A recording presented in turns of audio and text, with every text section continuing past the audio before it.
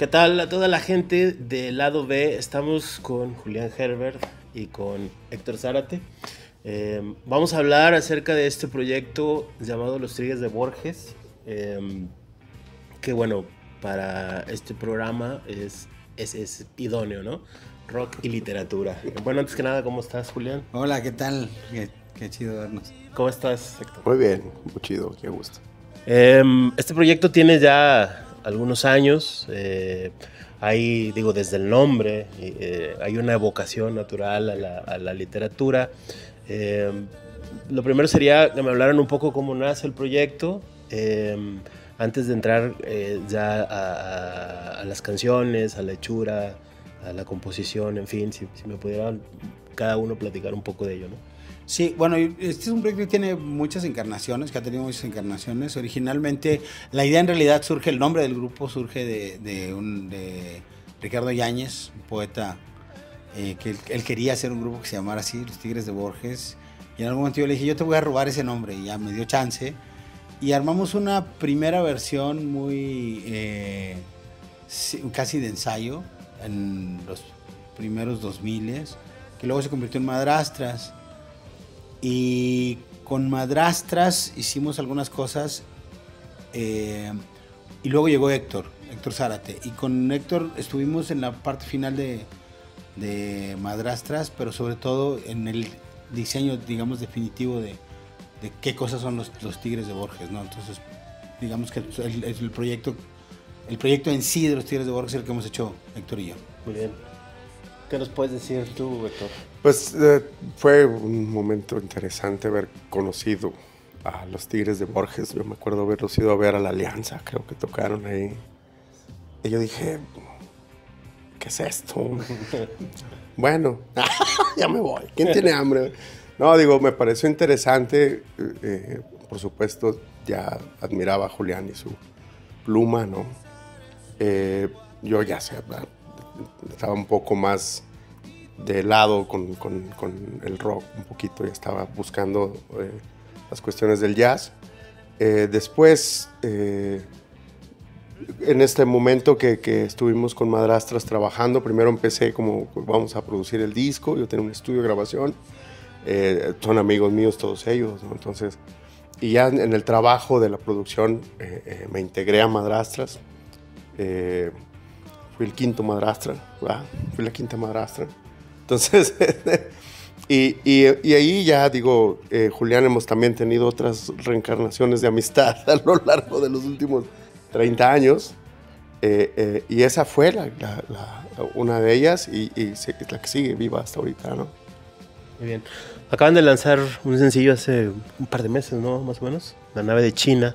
Y se suman, bueno, hablando de las canciones que están vamos a hablar de Spotify.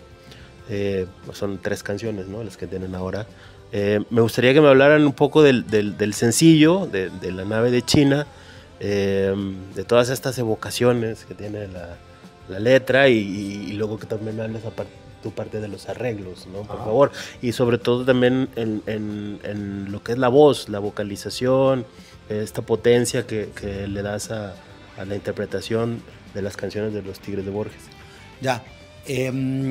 La nave de China, empezando por ahí, la nave de China es, en realidad la letra está basada en un poema de Francisco González León, que es un poeta modernista. Es una adaptación por una parte, esta lectura de la nao, ¿no? Ese buque que existió en el virreinato, que venía desde Filipinas en realidad hasta el puerto de Acapulco. Para mí es muy, muy evocadora esa imagen, pero también es una canción que tiene que ver con la idea del sufrimiento y el olvido, porque es una canción acerca del opio. Y entonces tiene como esas capas entre lo histórico y el momento presente. Es una canción que compusimos hace algún tiempo ya. Y bueno, en general las canciones de los Tigres de Borges están atravesadas por esta influencia literaria. Circe, que es otra de las canciones que están en Spotify, tiene en el coro intermedio tiene unos versos de un poema que se llama Circe, de Gabriel Said. O sea, además digamos que yo me dedico a la literatura, pero además de hacer literatura también me interesaba mucho traer a la música estas visiones de otros poetas, ¿no? Y cómo pueden adaptarse y cómo pueden cruzarse con la música, con el rock y con distintas variantes del rock. Yo creo que en el caso de La nave de China resuena también una de las cosas que escuchamos y que nos interesan, que es la forma de pensar en la música de compositores como Tom Waits o como Nick Cave, ¿no? Es como ese mundo como de cabaret medio oscuro, pero también atravesado por la influencia y Héctor ahora hablará más de eso, ¿no? De lo que dices acerca de la voz y en general también de la música. Creo que una influencia que se sumó muy fuertemente a los Tigres de Borges en el último año y medio, es la presencia de Salvador Garza Fishburne, que es nuestro productor, que es un productor impresionante con el que yo he aprendido muchísimas cosas.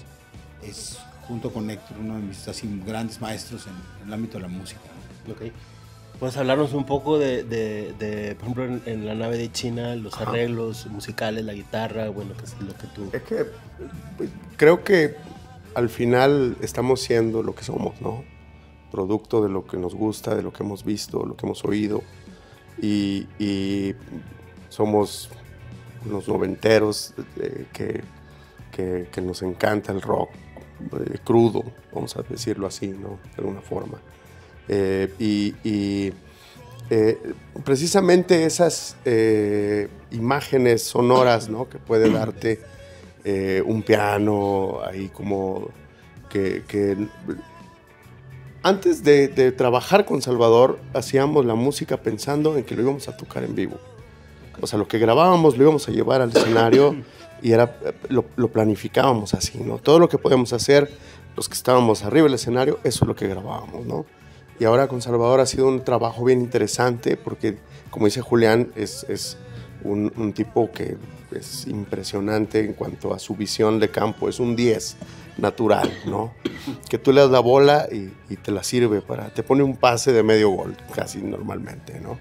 Entonces, ese tipo de cuestiones, de búsquedas, de esa libertad, porque yo al menos sentí el dejar de ser el productor y dedicarme a ser el músico nada más, dedicado a la composición a lo mejor, a checar detalles generales, pero no estar sentado en la revisión de todos los gadgets y fierros y software que conlleva hacer un disco.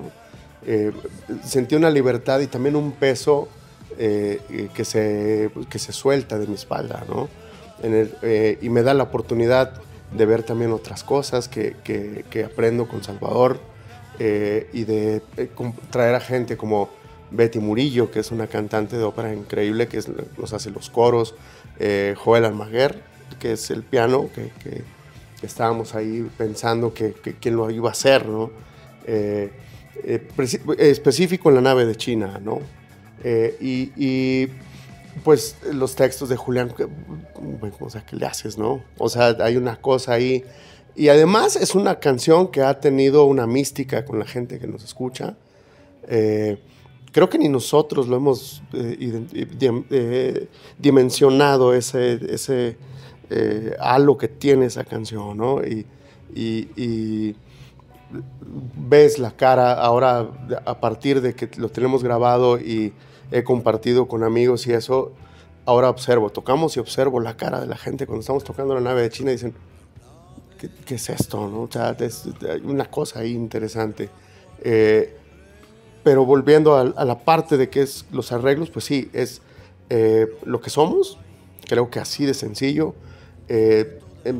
Ya no estamos en un corral de que nos limitaba a los que somos la foto, vamos a decirlo así, ¿no?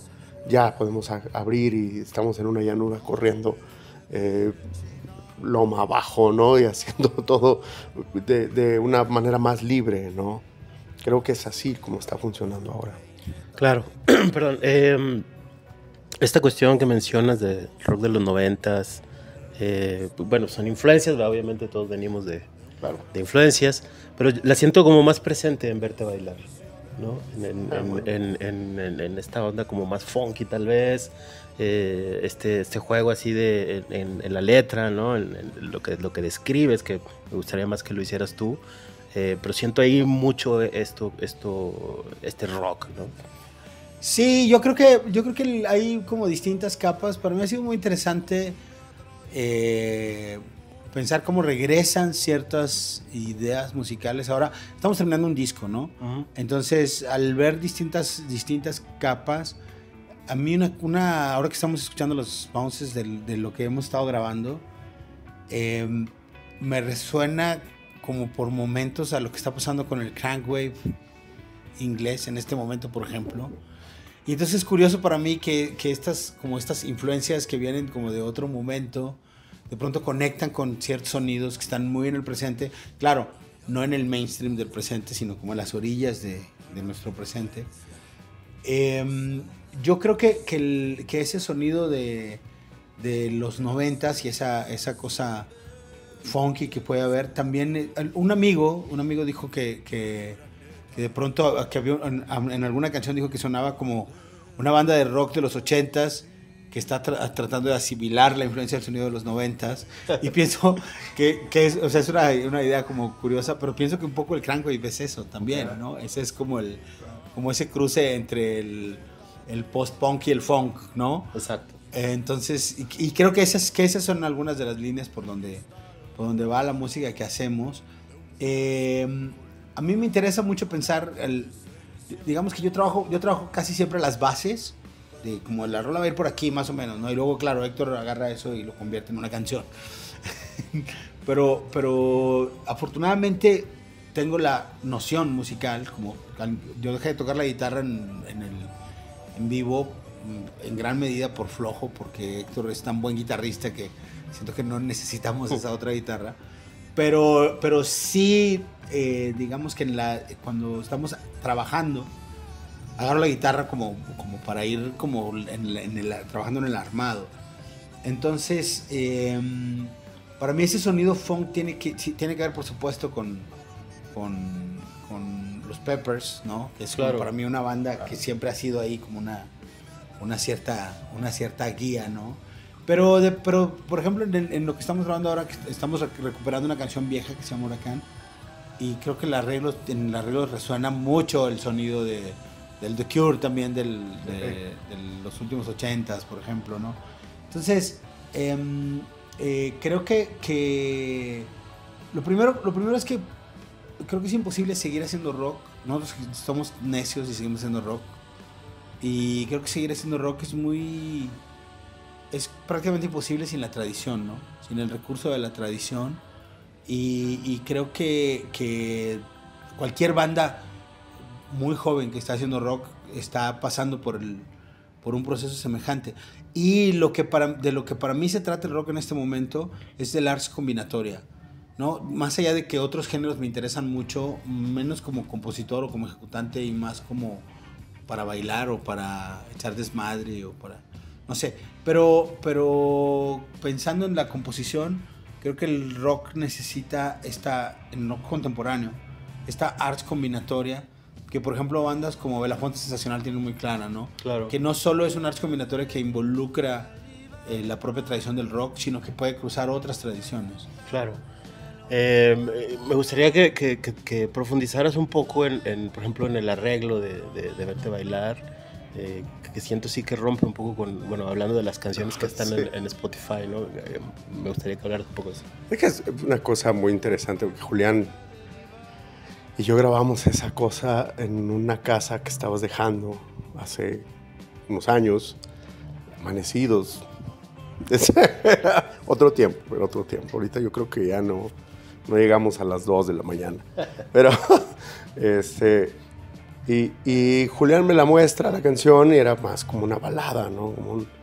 Como tirado al bossa nova un poco de pronto, ¿no? Okay. Entonces le digo, no, güey, ya estás viejito. Y empecé a funkearlo un poco y empezó a cantar. Le digo, vamos a grabarla porque se nos va a olvidar. Y por ahí debo de tener esa grabación en un teléfono o algo.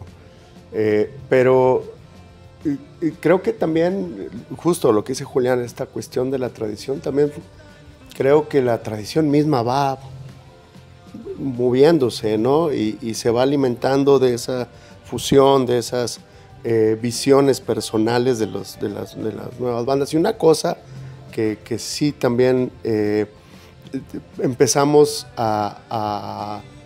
como punto de partida tomamos fue la idea de querer hacer una canción bailable, ¿no? Una canción pop, una canción, y pues nos quedó verte bailar, ¿no? Ahí al final hay cosas muy interesantes, por ejemplo, que Obed Cortés hace. Hay dos cuestiones que me di cuenta al estar trabajando acá sentado, bueno, viendo trabajar a Salvador Garza en la mezcla y esto, es que de pronto estábamos mezclando la batería y escuchamos y a ver, hay algo como que está raro, ¿no? Mutea todo y hay algo como que está raro y empezamos a buscarlo y digo, es que parece como que se está atorando el hi-hat. Ah, sí, está como que no esperábamos que estuviera así, esperábamos no. Entonces dijimos, pues así lo dejamos, lo cuantizo, me dice Chava, le digo, no sé, a ver, vamos a seguir, ¿no? Entonces le hablo a Abel, le digo, oye, dice, es tu mano derecha, güey, en la guitarra, te estoy viendo cómo estás tañendo la guitarra, es tu ataque, güey. Wow. Entonces le digo, a ver, ponlo, güey, y lo pone. Ah, pues sí, claro. Ese es el hat, ¿no? Y luego, otro detalle muy interesante, fue muy lindo además, es que ponemos la voz en crudo de Julián para trabajar con ella. Y le digo, no mames, güey. O sea, es Enciso, Arellano, o sea, ahí está, es una influencia. Sí. Eres rupestre, güey, le hablé a este güey, eres un rupestre, cabrón. Y sí, claro, o sea, entonces, todo eso viene, por supuesto, a derivar, a llevar la tradición a unas nuevas formas, ¿no? O sea, ese es lo que yo creo como artistas tenemos el deber hacer, ¿no? O sea, sí entender el lenguaje, en este caso el rock, ¿no? Tenerlo claro, poderlo ejecutar, pero abrevar de otras cosas y de todo lo que te gusta, aunque como dice Julián, o sea, que son músicas que a lo mejor no vas a comprar un disco de ello.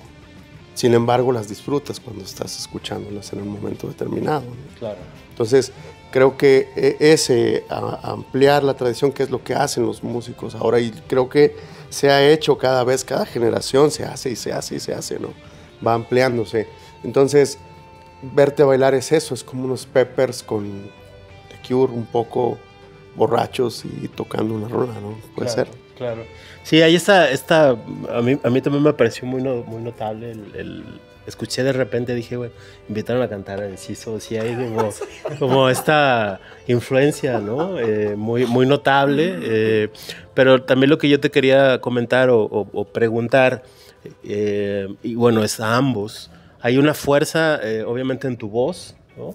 Y destaca en las tres canciones, por lo menos, tu voz y la guitarra, ¿no? O sea, tienen una fuerza y una presencia muy notable, ¿no? Que se diferencia de todo lo demás. No sé si esto es inconsciente o cómo funciona la dinámica de composición. Ya, yo creo que para mí es un tema complejo, porque la verdad es que el bajista y el baterista de la banda creo que están espectaculares, ¿no? Hugo y Obed, son grandes músicos. Creo que quizá en parte lo que se siente, bueno, voy a hacer una digresión nada más para decir, yo asumo esa parte como rupestre de la que se habla, como en mi estilo de cantar y de componer también, porque para mí esa es mi tradición. O sea, yo me formé tocando con mi guitarra en cafés y ese es como mi lugar de partida de composición.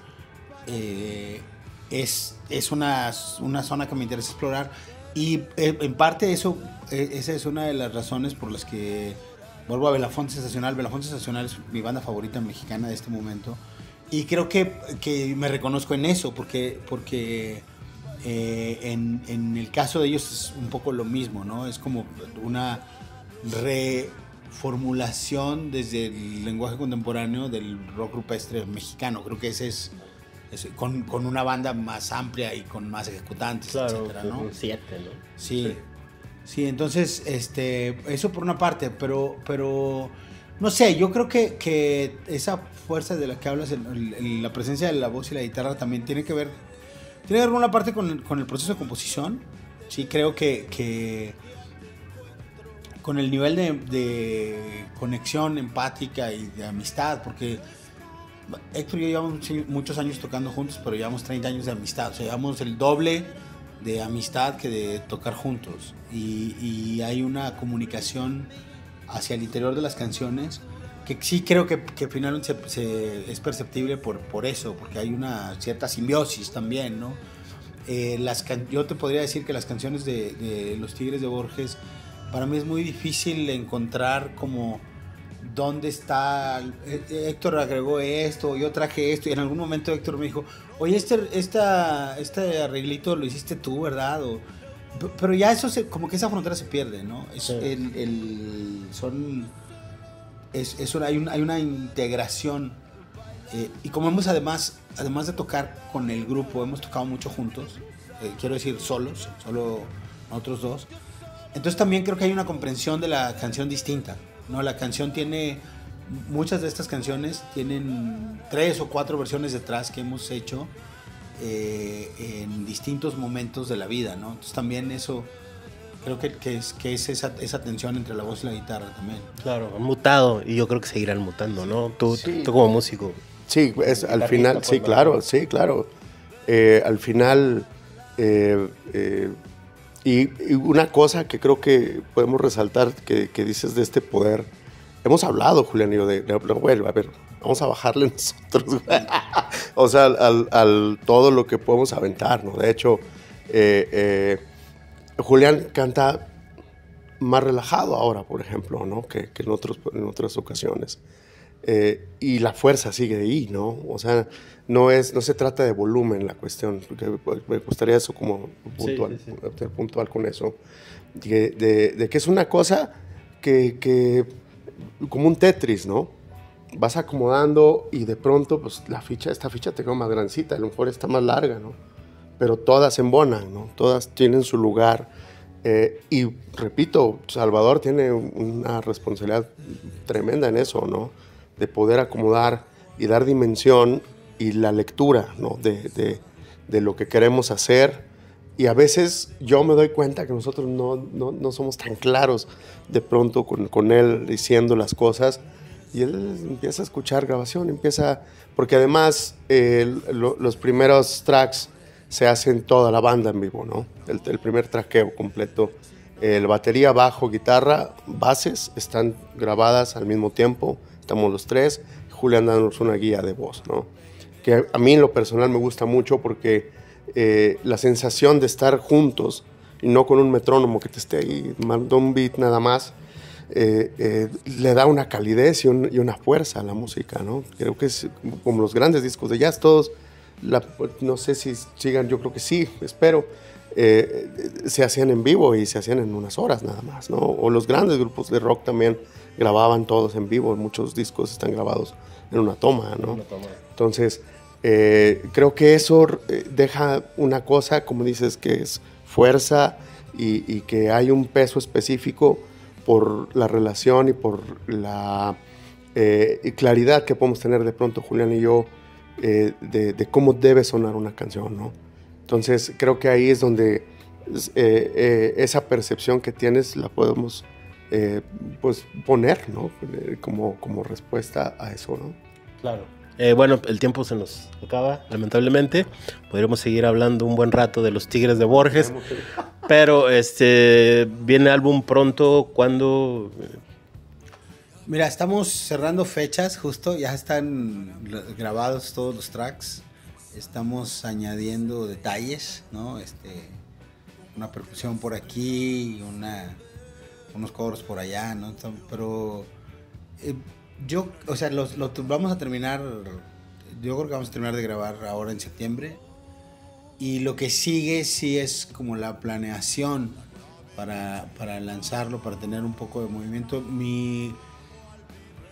Nuestra estimación, justo ayer tuvimos una reunión para hablar de eso, y nuestro plan es que esté arriba todo con una mínima campaña para promoverlo el 28 de noviembre. Muy bien. ¿no? Esa es nuestra fecha de lanzamiento. Perfecto. Entonces, 28 de noviembre en Spotify pueden encontrar las 3 canciones. Los Tigres de Borges en YouTube también. Algo que nos puedas recomendar musical y tú literario, Julián. Uy. Un disco. Algo que estés escuchando. Ahorita estoy escuchando un tipo que se llama Jacob Bro, un guitarrista danés. Me gusta mucho, lo disfruto mucho.